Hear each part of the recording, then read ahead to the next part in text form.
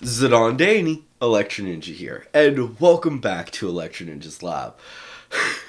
I don't have the green screen today, mostly because of the fact that I am preparing for a trip, which is happening, like, now, when you guys are seeing this video. But, yes,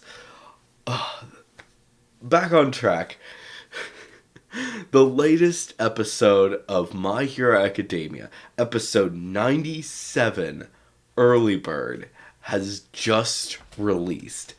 And oh my gosh, here's an interesting factor that you may not realize when dealing with manga versus anime, at least when you're dealing with manga.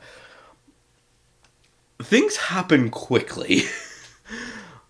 This in the original manga of during this battle, it is said that it took only 5 minutes for Baccago and his team to win this fight, which the fight starts off right at the beginning and goes through half of the episode, which just that alone is actually really interesting because of the fact that they take that time to actually they can do a lot of things in that time, but it really exemplifies how quickly they went through this entire battle, unlike the other battles beforehand, which took about 1.5 episodes, maybe two, depending on which one you're talking about. But like I said, most of these episodes took about 1.5 to 2 episodes in length.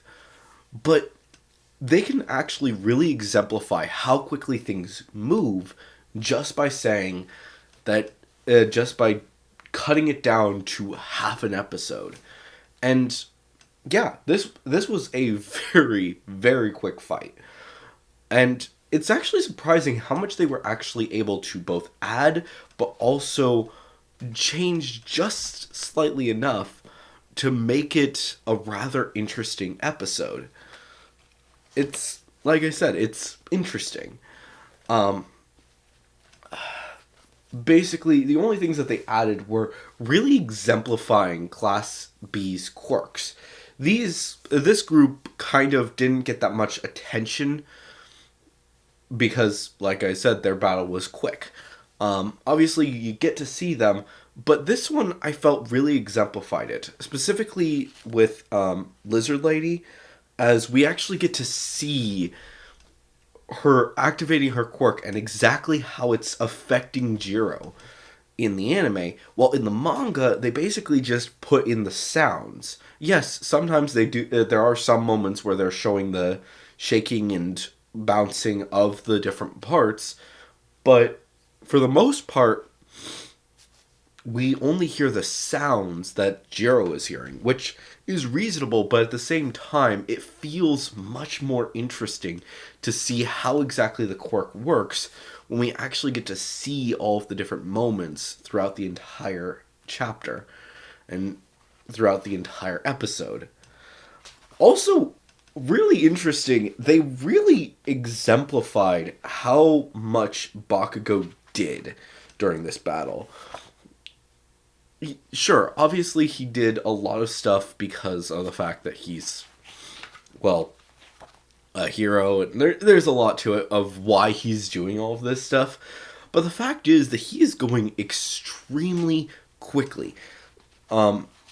Jumping from place to place, protecting the others who, let's just be honest, all three of the others are considerably weaker than him. Even compared to most of the other class, these are probably the weakest links of the class. Sero is, yeah, he's effective in a fight, but for the most part, he's mostly there to capture opponents, and really, he doesn't stand a chance against many of the others. And same goes for Jiro. Jiro is mostly a observation has mostly an observation-based quirk. Even the others who have observation-based quirks are more suited to fighting than Jiro is. And sure, Jiro does have her ability to create blasts with her heartbeat, but that is a pretty minor part of her quirk, only allowing her to be able to do that very rarely. In fact, she only does it once throughout the entire episode. And obviously, then there's Sato, who is. He's a great character, don't get me wrong, but the problem is that his only power is that he's strong.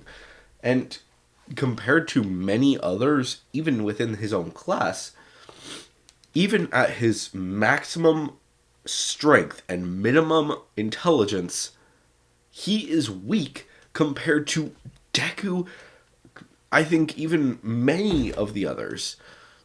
He can't even lay down the land as much as Baccago can, which is rather interesting. And it's also interesting to note that Baccago, when he's saving them, he's constantly making sure that not only are they is he protecting them, but he's also pushing them out of the way with his legs to basically make sure that when he turns his hands around to then blast off to another location, they are far enough away that he won't damage them. It actually shows a lot of ingenuity that really wasn't there before. Compared to the first battle that we actually get to see him go ham in with a team, it's actually insane. Remember, the first time that we see him working with a team is during the mounted part of the school festival or the sports festival, where he is constantly firing off blasts over Kirishima, which are hurting him. To a certain, obviously they're not hurting him as much as it would hurt somebody else, but they are to a little degree damaging him, and he doesn't really care that much about who's getting hurt throughout the entire battle. It's insane to me how much he's grown from just this little bit. And even when he is launching off blasts, it's compared to what he knows he can do, he's still holding back, if only a little bit, to basically make sure that he doesn't actually kill these people. He's only using enough explosive power to make sure that he knocks them unconscious. Which, again, is something that just a little while ago, he wouldn't have done at all. I mean, he went ham against Deku and Uraraka to the point where he could have killed Deku in that first fight against them, which, again, it's actually insane to think about just how much they've done in such a short while. But it also shows the amount of trust that the class has gotten in him, because instantly all of them go to help him whenever he needs it. He only needs it like once throughout the entire battle, but the fact is that one part is actually feels way longer in the actual manga. I mean, sure, it's not long at all, but it feels longer. In the anime, he's held, boom, he's free. It's like I said, it's interesting to see how much they did. And it's actually a bit insane because basically as soon as they finish up that first little introduction where they introduce almost everyone, instantly things go way faster. They didn't go even close to that speed in the manga. Pretty much everything kept at a steady pace, but in the anime it feels like it starts off a bit normal for the rest of the fights and then skyrockets to a point that is completely out of belief. And like I said, it's rather interesting how they handled it. And then for the final For the end of the episode, as they are announcing that they have completed and they have won and all of this jazz, it pretty much sticks to the way that it was in the manga. Going smoothly from scene to scene, making sure that everything flows smoothly. Obviously, a few little extra bits here and there, but it's mostly there to assist with the character development and to really show how these characters are reacting to this fight. In the actual manga, this scene where they're just talking between the classes is only 5 panels. That's it. While in the or in the anime, it feels much quicker and much more complete, in my opinion. Even though they say basically the exact same stuff. And yeah, it was rather interesting. Also, I do have to say that the last scene, where the scene with Bakugo talking to both All Might and Deku, is still rather interesting. And seeing Deku saying that he is going to catch up, he is going to go faster, it's awesome. And finally, we get to see the preparation, where everyone is realizing that Deku is the big threat, and they have to take him down immediately. And pretty much the preparing is rather quickly. But I do have to say that I was actually pretty surprised that in this first part, it feels very disconnected. Deku feels very disconnected from the rest of them, which is understandable. In the manga, they when they're going into the area, they start off by showing Deku whistling past them, basically exploring the area and getting ahead of them, while the others are talking. But in this one, they don't even show that, primarily focusing on the rest of the team and basically how they feel pretty powerless, which is kind of sad to think about. These three do have rather interesting quirks, especially Mina. We know that soon she is going to be having some rather interesting abilities with her quirk. With, let's just be honest, the stuff that happens in the war arc is absolutely insane with Mina. She really gets to shine there, and oh my gosh, I cannot wait to see that. But for now, it's rather interesting to see how these three kind of feel not as important. And yeah, it makes some sense. A floating quirk, a acid shooting quirk, and sticky quirk. Yeah, it can be very challenging. But we do get to see them going pretty smoothly and working things out. Basically getting ready for this final battle, which, yeah, I'm really excited to see how exactly this is going to start.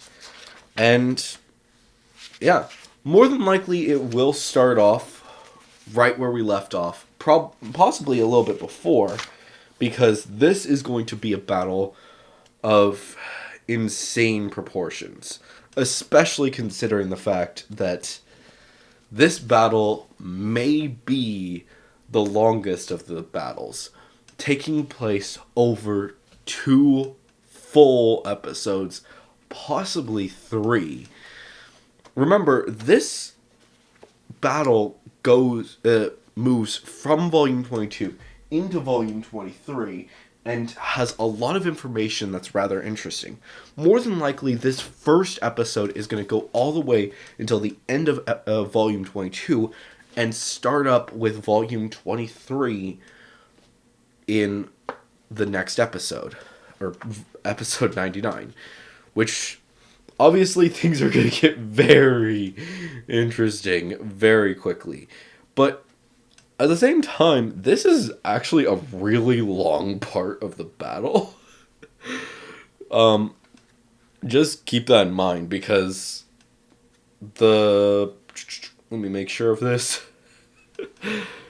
Yeah, the battle itself goes from where we were to right about here, which that is almost double what many of these past episodes have been doing. So, and that's just the part that I'm thinking for the second episode. Obviously, there could be the third episode, but it remains to be seen. And yeah, needless to say, I am really excited to discuss what is going to be happening with these next two episodes, but also what is going to be happening afterwards as we get ready for more chaos to ensue as My Hero Academia comes to its next conclusion and its next milestone, episode 100, which I've been talking about for the past while. This is going to be a very interesting episode, so definitely make sure to get ready because we are going to be discussing all of these episodes as they happen and get excited for the future of My Hero Academia. But anyways, guys, hopefully you've enjoyed this video. If you have, please make sure to leave a like, subscribe if you're new, and ring that notification bell. Of course, if you do have any thoughts or theories, please leave them down in the comments below. If you are going to leave a theory, make sure to say theory review somewhere in your comment. And of course, we will talk about it in a future video. Excuse me. Of course, if you do want to support the channel even more, then please make sure to head down to the description and check out all of our links down there, including our social medias, our other channels, and ways they can support us financially, including our merch store, our book, and the Patreon, which a big thank you to our current patron, Sheeny. But anyways, guys, I've been Electro Ninja, and I will see you guys next time. But on!